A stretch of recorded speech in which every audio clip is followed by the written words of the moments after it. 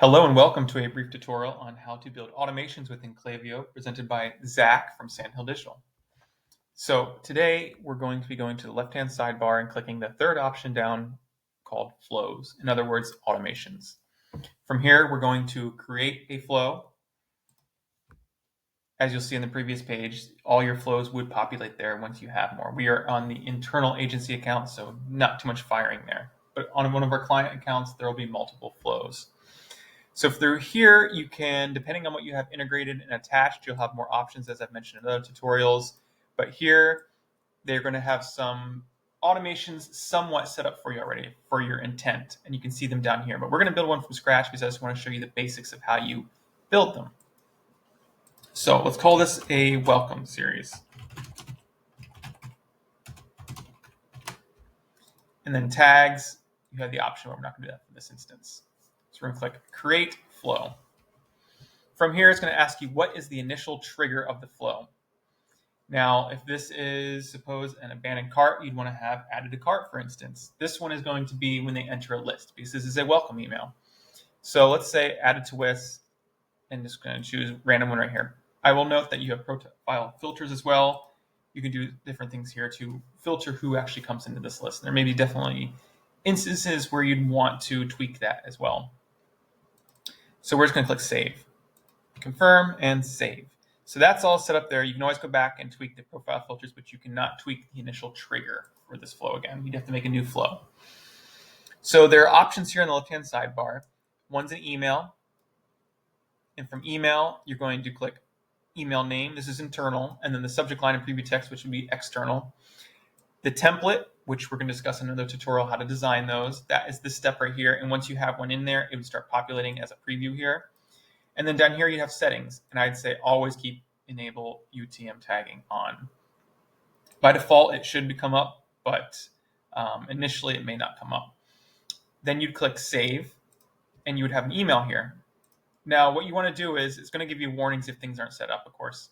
But you also have email and SMS. Then you have profile property update. So not only do you have the option of sending an SMS or an email, you also have the option to update a profile property. So suppose somebody at some point had an action in here where they did open an email. Maybe you want to say email openers from now on or something along those lines. We're going to get to that in a moment, but essentially profile property update would be as simple as this.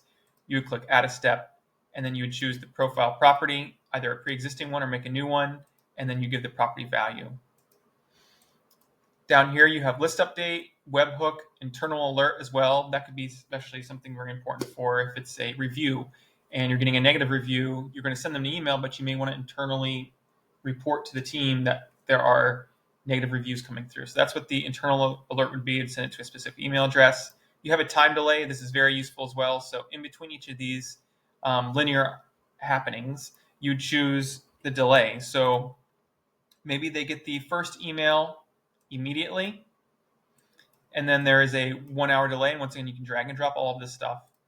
And then you would have a second email. And then maybe after this one, you'd have another time delay. So that's how that works. And then the last option I want to show you is probably one of the most important ones, is the conditional split. This is used quite heavily in the flows that at least I create. And this is where, if you're familiar with one of our previous tutorials, we discussed about all the options for segmentation and whatnot. Most of those are reiterated here. So you have what someone has done. And these are all those options here, from click to open to the more integrations you have. They can go to add to cart, to add to wish list, all sorts of things here. And you have all those options here, as well as the frequency and the time duration and whatnot. And then you can also add more conditions here as well, just like a segment. And what happens here is, suppose I say bounce to email at least once in the last 3 days. So then, for whatever reason, I would split this for bounce to email. The people that did bounce an email would get this email. Or maybe since they bounced an email, maybe I actually want to update the profile property and say bounced account. So that is tagged to the profile in the future for future segmentation and whatnot. If they did not have an email bounce, then maybe we want to continue in the welcome series and we want to send them a fourth email. That's what conditional splitting is. And in a nutshell, this is essentially all that you do in automations. Even though there's quite a few rabbit holes you can go down, this is the basics of how you build these. And then you just click update status to manual, draft, or live, and